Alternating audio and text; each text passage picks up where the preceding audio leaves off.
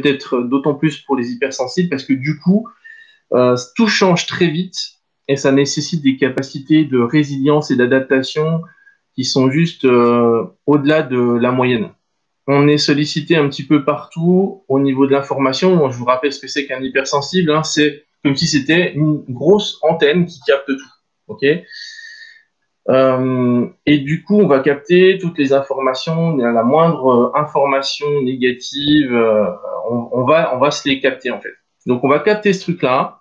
Et comment faire pour ne pas tout prendre la négativité et exploser en plein vol? C'est ça la question. Et en fait, mon premier conseil revient à justement se recentrer sur soi-même. Donc, par exemple, avec une technique pratique de respiration. Mais c'est de revenir à sa guidance intérieure, en fait.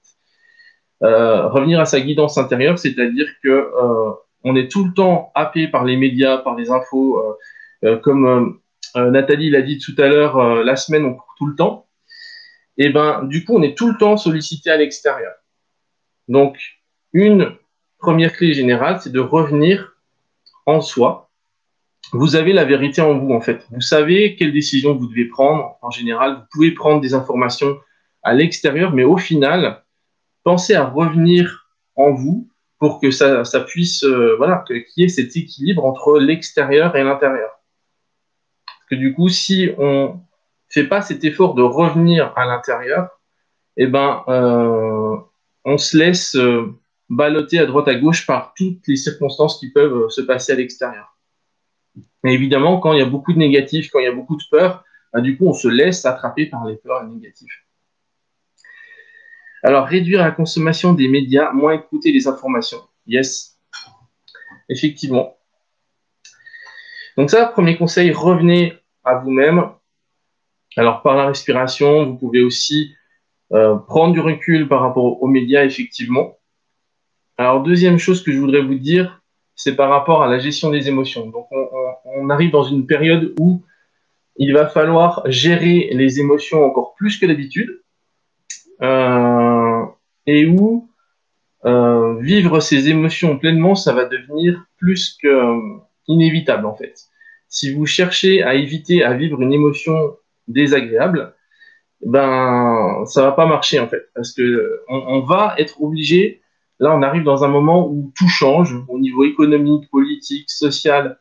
Les mentalités commencent à changer et ça c'est cool. Mais on est dans une période de crise à tous les niveaux. Et donc, on va se prendre des émotions fortes. Ça, c'est sûr. Donc, soit en tant qu'hypersensible, on se dit j'ouvre le parapluie et je me protège de toutes les émotions qui peuvent m'arriver. Soit j'accepte cet état de fait et j'accepte de recevoir des informations qui peuvent être, des émotions qui peuvent être désagréables, mais du coup, je vais faire en sorte de les traverser au mieux, de les gérer au mieux. Et déjà, rien que le fait de se dire ça, d'avoir cet état d'esprit-là, de se dire de toute façon, les émotions négatives, désagréables qui vont m'arriver, je ne pourrai pas toutes les éviter. Donc, je vais faire en sorte de mettre toute mon énergie pour essayer de vivre cette émotion que j'ai à vivre au mieux, plutôt que de mettre toute mon énergie à essayer de l'éviter. Parce que c'est une perte d'énergie, il y a une partie qui serait inévitable de toute façon. Vous voyez ? Donc, le deuxième conseil général, c'est d'accepter de vivre les émotions qu'on a à vivre. Si je ressens de la colère, je vis ma colère. Si je ressens de la peur, je vis ma peur. Je vous rappelle que les émotions, c'est une boussole. C'est notre boussole émotionnelle, elle nous dit qu'est-ce qui se passe. Et justement, ça rejoint le premier conseil, rejoindre notre guidance intérieure. Notre guidance intérieure, elle n'est pas forcément mentale, elle est surtout corporelle et émotionnelle. Et si j'écoute mes émotions et que je me laisse traverser par une émotion désagréable, du coup, ça me donne l'opportunité de pouvoir la transformer par la suite. D'accord ? Donc, c'est vraiment cet état d'esprit qu'il faut avoir maintenant. Soit je transforme mes émotions une bonne fois pour toutes, soit j'essaye de les éviter encore ad vitam aeternam. Donc ça, c'est un choix aussi.